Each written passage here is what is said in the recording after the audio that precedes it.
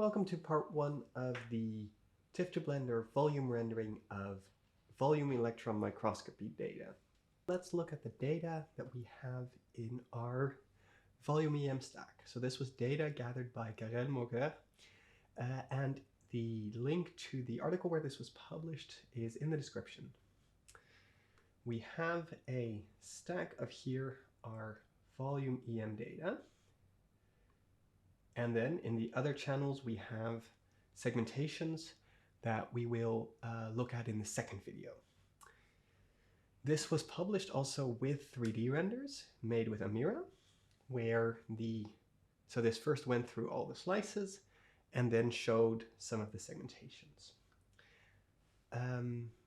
for the different channels that were all in there.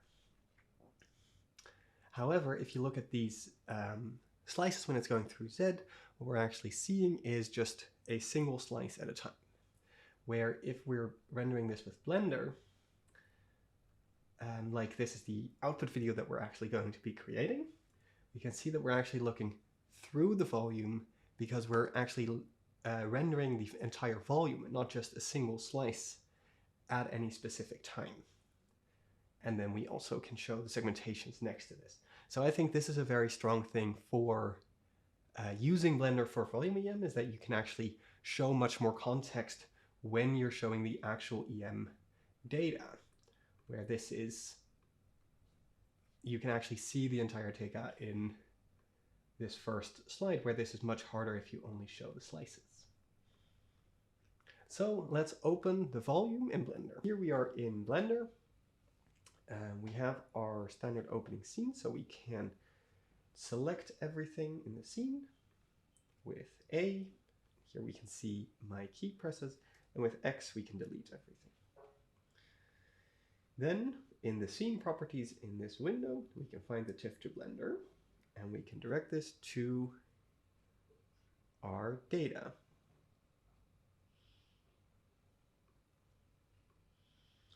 And we can see this is already set 16 nanometers, so we will just have to remember that our micrometers are actually nanometers in ZYX, and we have only one channel, and this is not a label mask, so we don't have to give label masks. However, because it's EM, it's usually nice to not have surfaces. The surface renders can work, but they can take a lot of time for EM renders, and to not have an emission volume.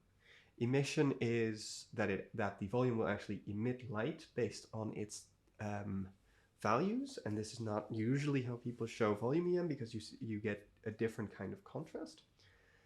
You can actually do it for EM, it's just it looks very different and it's a bit less informative. Then we can press load TIFF, and I've already loaded this file before, so this will be a bit faster than when you're doing this the first time, but it might still take some time. Here we have our volume, and mostly what we see when we first load is the axes that are selected. So these are a bit dense because it expected microns, so I'm going to just turn them off for now. And we can go to our rendered view.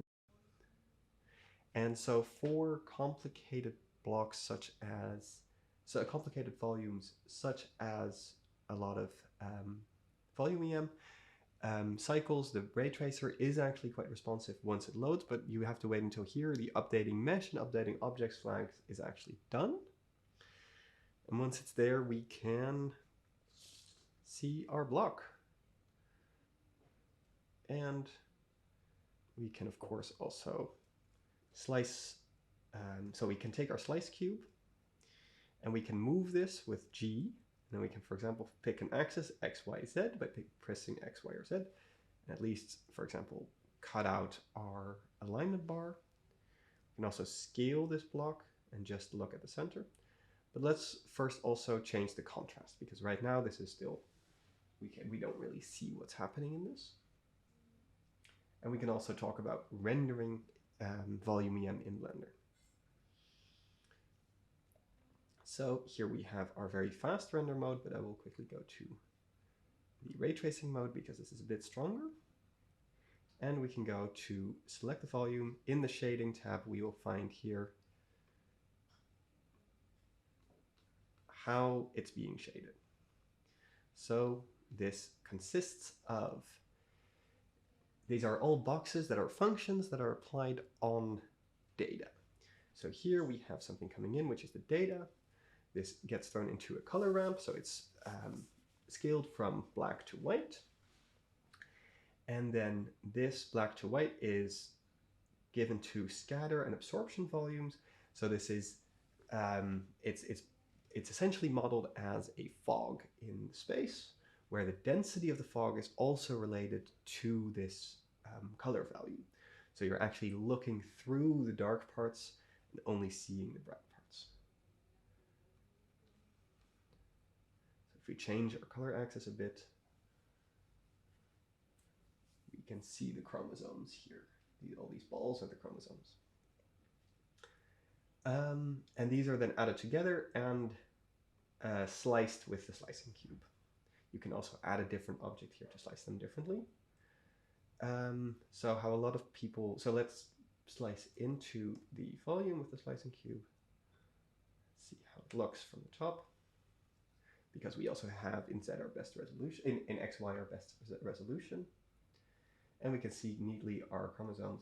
But a lot of people do like to have inverted imaging of EM, visualization of EM.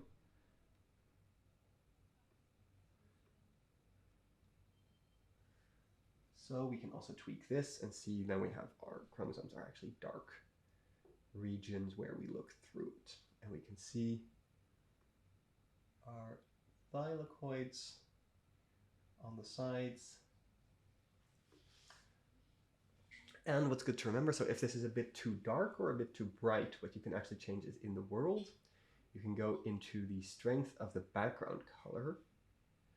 And because this is actually a block that is reflecting light towards where we're looking, and the light that it's currently getting is only the color of the background, which is currently white, so it's reflecting this kind of light. So if you want to get it brighter or darker, you need to actually change this background value. Or you can add lights to the scene, but this will change a bit how things are being rendered. So it still looks very grainy, and this is because we're in a rendering mode for the viewport that everything goes relatively quickly. So if we want to get to if we want to get to a very nice render, we would need to actually add a camera and render it out. And this we'll do in, I think we'll actually do this right now. So if we want to add a camera and render, we would go into add camera, which then adds a camera somewhere in a weird space in the scene. But what we can do is if we're where we want to render, so for example, let's take a view that looks nice around here, we can align view and align active camera to view. So we're now selecting our camera, and we can also change the focus length of the camera, and with F12 render out our image. And so this will actually take more ray tracing samples to get rid of the noise that is in these quick renders. So I want to quickly show how this really looks when we show this. So this is now rendered. So this took 3.5 minutes. We can see it also here. But now we have a beautiful render where we can really look into the volume. We can see how the nuclear envelope curves through the volume and see our thylakoid membranes as they are. And we can see all these weird little droplets that I fully don't understand because I'm not a FIB-SEM person. But this, so this is how these things can look, and this is how an actual full render looks, even though when we're in our view, this looks very grainy still. However, I wanted to quickly also show if we're in the volume render, which needs to update again. So this is one way to render it where we're really looking into it, but you can also, if you want a more classic view of the block face and just have it as a flat block face of just the density at that level, we can remove the density being dependent on our intensity, and we can just have a flat density, and then we just have a much more classic top of the block face white to dark rendering of electron density at that slice. You can always take the slice cube and take the scale in one of the axes and make this really thin, and just get your single pixel slice as well. And this is then, of course, rotatable however you want.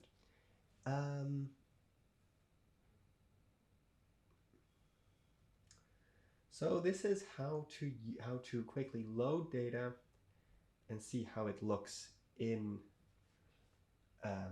Blender. In the next video, we'll see how to load segmentations and how to manipulate those, and also what kind of and how to slice these things. And then in the last video we'll go over how to render out the video that we saw at the start. Happy rendering, everyone. Thanks for watching.